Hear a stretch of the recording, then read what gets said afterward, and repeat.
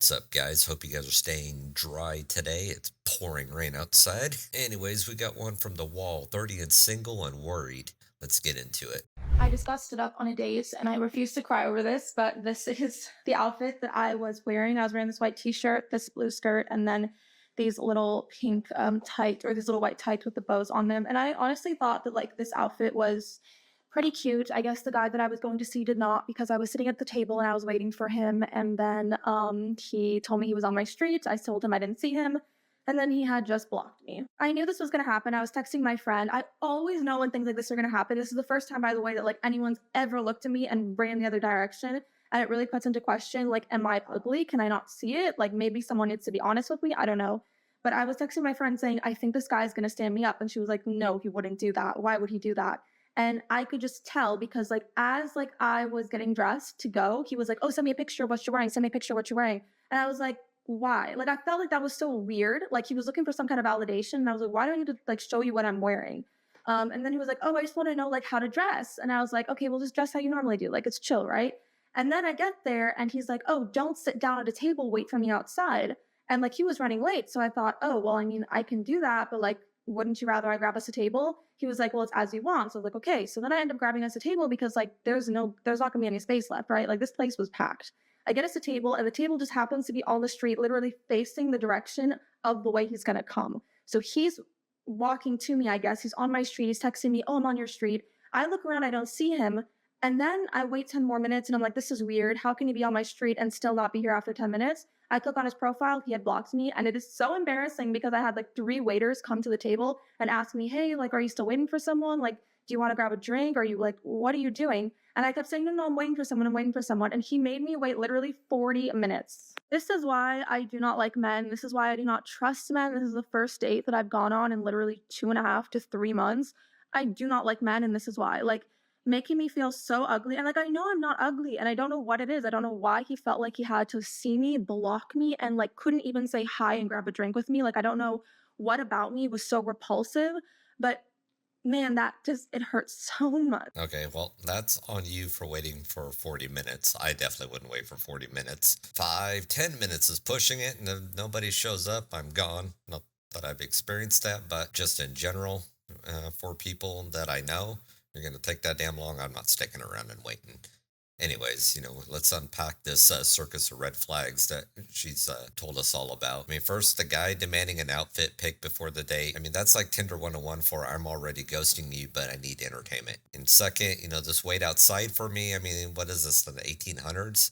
Meanwhile, you're over here dressed like you've just auditioned for the Hallmark rom-com and he blocks you mid-date. I mean, it's classic, but don't blame all men for this. Blame the beta-filtered swipe culture that's given clowns like him unlimited options. And maybe next time, a little harder and skip the guy who texts you up after 10 p.m. Trigger warning, incest, talks of incest. Actually, I can't hear this one. Bye. I, 20 female, hooked up with my stepbrother, 20 male, and I'm completely panicking. I'm 20 female, and my stepbrother is also 20 male. He's 5 months older. Our parents only got married a few years ago, so we only lived in the same house for 1 year. We weren't very close at all, more like awkward acquaintances, but we went to the same college. It's a small college near our town where basically everyone goes who stays in the area. We both are in the business school, and so we're in a lot of the same classes and activities, so we ended up having similar friends. We got closer as friends slash siblings while in school, though my best friend is my roommate. We were all at a bar last Saturday, and my stepbrother was being really nice after a guy I was supposed to meet up with never showed. He kept buying me drinks and laughing at my jokes, and I was a little too drunk and I kissed him. He seemed really into it, and we went back to his place and had What?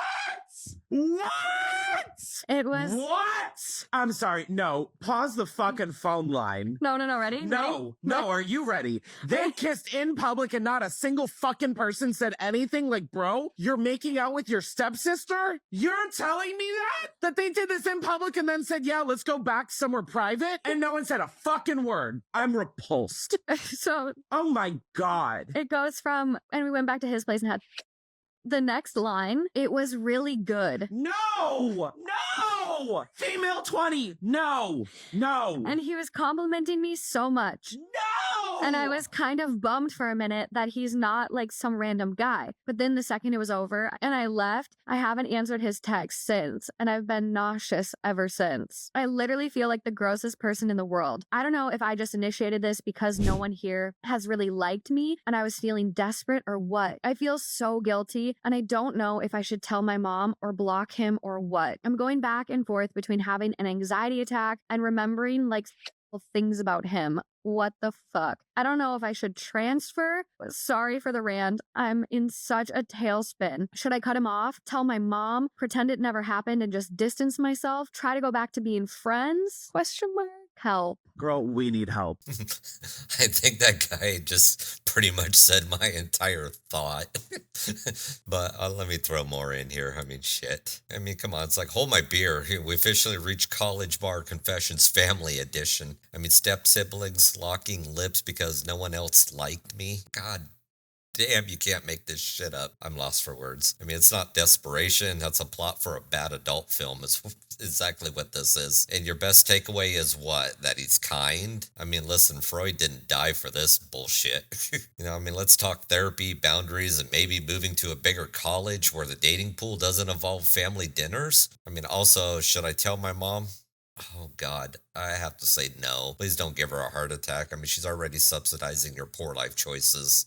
We need professional help after hearing that. Okay, let's get back into this update. You all made me realize the big issue isn't that we're step siblings because it's not blood, but that if it goes badly, we will be in each other's lives forever. I went to the class that we're in together this morning. I skipped it on Monday because I was freaking out. And after we talked, he seemed really nervous and stressed and was worried that I wasn't okay. I told him how much I was freaking out. I even told him about this post, haha. I asked him and he admitted that he did have feelings for me, but was never going to act on them and was shocked when I kissed him. I didn't tell him anything about my feelings, but said I appreciated his honesty, but it can't happen again. He was okay with that and basically said he'll do whatever I want going forward. I'm a little simp. I'm a little bummed because I wish that he was a regular person, as in my good friend, not living in my house during winter break, and I could give it a shot. Part of the reason I think I avoided answering him for so long. He's one of the kindest people I know, and I'm obviously attracted to him, but the comments have solidified for me that it's not worth it to hurt my mom and potentially cause a rift in my family forever. That's the concern. Not when we can stop right now and stay friends. Some people were saying to just be friends with benefits, but I think we're way too close for that and it would turn into dating, so it wouldn't work. I do know this will probably be an issue with anyone else we date. However, I think it would have been an issue anyways. We hang out a lot. He's always doing things to help me, picking me up at night, opening doors for me, etc. And obviously some of that will have to stop if either of us start dating someone else. For now, we agreed to just stay friends like before and see how things go. As far as my mom goes, she really pushes for us to be a family. My dad isn't in the picture, and my stepdad has kind of taken on the role of dad with my siblings. I don't think of him as my dad, but they do send me money every month, come visit me at school, and pay for my apartment. So I'm not exactly a full adult either, free to just completely make my own choices. And for the people saying he got me drunk and took advantage of me, we were at a college bar. Everyone was drunk. He was the same level as me, and I wasn't so drunk that I couldn't remember everything, so I don't think that's the case. For people saying it's fake, it's not. There's plenty of comments showing how this happens more than I realized, and if it was, I'm sure this update would be more exciting. LOL. We're going to see how it goes. We're acting normal for now. I'll update this update, haha, if anything major happens. I've been mouth breathing for like 5 minutes. My jaw has just been open. I gotta go follow this account.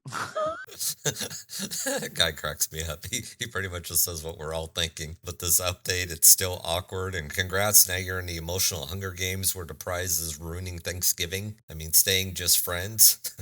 Yeah, I mean, that's going to work out as well as I'll only eat one Pringle. And spoiler, it doesn't. I mean, meanwhile, mom's out here pushing for Kodak family moments while you two are rewriting Game of Thrones. I mean, word of advice, stop hanging out, find separate social circles, and let the awkwardness fade. Or keep the soap opera running in addition for Dr. Phil or Jerry Springer. I mean, it's your call. I mean, could you imagine this shit on Jerry Springer? I wish I had the bell sound with the Jerry, because this is total Springer shit right here. God damn. Anyways, let's move on. Hopefully we don't have any more other weird shit coming up. You guys, this is the craziest story I have ever heard. I just have to share this, and this is why you have to be careful when you hook up with people when you're traveling to a foreign country. So this girl, I'm just gonna call her Natalie. I'll just use my name. So Natalie was traveling to, I don't want to say the name of the country, but she traveled overseas from America. And she was in this country for only a few days and she ended up meeting this guy at a bar. We're going to call him Sam. So Sam and Natalie headed off and they go to multiple dinners together, where I was told that Natalie said that he was constantly feeding her like an insane amount of food at each dinner. Like, it was her last night with Sam and she still hadn't got back to his place. And he was really adamant about her coming back home with him. And he kept asking her at dinner, like, oh, you're going to come back home, right? You're going to come back home with me? Like, you leave tomorrow. Natalie got a little bit creeped out by it and ended up calling her sister because her and her sister were on the trip together. And she left the dinner. She didn't go back. She's like, oh, my sister needs me. I got to go, blah, blah, blah. And she said, like, Sam was blowing up her phone. Anyways, she gets on her flight. She goes back to the United States and she develops, she didn't even say it. She develops a rash on her back. So she goes to the dermatologist, told her dermatologist, hey, like, I just came back from this country. Like, I developed this rash, not sure what this is. Test for it. And then, let me know what comes back. So she was on campus when she got the call from her dermatologist. Her dermatologist was, why am I saying it like that? Her dermatologist was like, call me right now. So her derm calls her and she's like, what are you doing? And we come to the office right now. Police are going to be here. And she was like, what's going on? And she's like, come, I can't say it over the phone. So the girl comes to the dermatologist's office and it wasn't even the police. It was FBI. Turns out that the rash that was on her back was actually a cream that was put that's used for cannibalism. So the FBI ended up asking her, like, who have you met with in the last 6 months? She told them about the guy. FBI ends up working with the police in that country. They raid the guy's apartment and they found multiple skulls and limbs that belonged to several women that were missing. And he fully intended on killing her and eating her. Apparently, like, that's the reason why he was taking her to dinner and trying to really get her full. He just, I don't even know. Just be careful out there when it comes to hooking up with people because you never know. You just never know. Holy shit.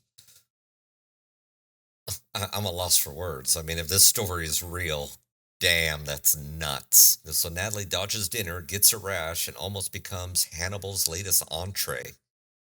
Man. I mean, this is why you need to be aware of your surroundings and always trust your intuition. I mean, man or woman. I mean, good for her. I mean, if a guy's into you or a woman's into you, stuffing you like a Thanksgiving Day turkey, maybe skip dessert. I mean, this is why you don't play romantic roulette in countries that you can't pronounce. I mean, cannibalism cream. Is that, like, really exists? What is it, like butter? Vegetable oil? I don't know. I'm not even going to look. That's just wrong. I mean, this is a new low for humanity. I mean, the reminder, background checks aren't just for hiring people. It's also for surviving Tinder overseas. I mean, always, always, always, I do it. Share your location. And for the love of sanity, trust your gut or your sister, since she was there with her sister. Damn. That's nuts. Okay, gotta move on. I swear to God, if one more woman comes on this app and says what a wonderful, exceptional, phenomenal husband or boyfriend she has, and then describes him as kind, nice, reliable, responsible, cleans, does laundry, helps around the house, is good and kind with his kids. Let's just remember that any person that has to make a laundry list of what they consider the bare minimum is likely a person that can't meet those expectations themselves. These are the same types of women that will come online and ask men what the equivalent to flowers is for men. These are probably the same women that don't know how to be kind unless it benefits them or there's some motive behind it. These are the same women that can't take constructive criticism. These are the same women that are aggressive to their children and the people around them. These are the same types of women that are manipulators, because who walks around making a tally list of what a person is or isn't doing only to minimize them down to the bare minimum, and you don't think that's toxic and delusional. These are the same types of women that in their motherhood, they think heating up dino nuggets and taking out carry out every single night and giving your kids a tablet with zero interaction makes motherhood so difficult. But based off her logic, that's the bare minimum. And everything that she's doing and everything that she's putting in, including that emotional labor that women love to cry about, would be considered the bare minimum. And if a man were to come online and minimize a good woman down to literally nothing, there would be outrage and he would be considered misogynistic. And then the majority of women will say some dumb shit like, Well, this is stuff that we do every single day and we don't need praise or applause. Then why do you feel the need to come online every single day and prove that you're a good mother? Prove that you're changing through God or some form of therapy or on a healing girl era? Why do you have to come online and show all of the things that you're doing around the house if you don't need constant praise? Because you do, and you're full of fucking shit when you say that. And misery loves company, so of course she has to make this post to feel better about herself for not having any of those attributes that she listed, while simultaneously minimizing good men down because you can't attract them in the first place. But also, misery loves company, so she wants women to minimize other men for her so she can feel less shitty about her hatred for men in the first place. Okay, bye. Yeah, so she's spot on. The woman she's reacting to sounds a little bit angry, like she's been chasing Chad or she's been alpha widowed. So I'll just kind of add a little bit to it, what she was saying. I mean, ladies, if your list of bare minimums include he's not a deadbeat and he opens doors, maybe reevaluate the bar. You know, some of you are applauding basic decency while treating motherhood like it's a side hustle. I mean, Dino Nuggets and TikTok rants don't qualify as parenting. And the emotional labor card, I mean, that's rich coming from the same woman, the first woman who needs applause for folding laundry. I mean, let's call it what it is, deflection. I mean, you're projecting your own failures on the men because self-awareness wasn't on your syllabus of your healing girl era. And the irony is the guy with all those traits wouldn't touch this nonsense with a 10-foot pole. Again, it's not directed at the blonde girl here, directed at the first girl who we're both reacting to. Anyways, here's the deal, guys. I mean, modern dating's a dumpster fire fueled by entitlement, low standards, and unchecked delusion. You know, women are frustrated with men they cannot control, and men are opting out altogether, and society's left holding the ashes. I mean, men, know your worth and vet wisely. Definitely don't want to be eaten. And women, stop playing victims when the rules you help write backfire. Everyone, just log off, go outside, touch some grass, and rediscover humanity. I mean, the elites profits off this chaos while families and the cultures crumble. Anyways, guys, that's the end of the video here. If you like what you've seen today, hit that like button, share, subscribe. Otherwise, I'll see you on the next one. Peace.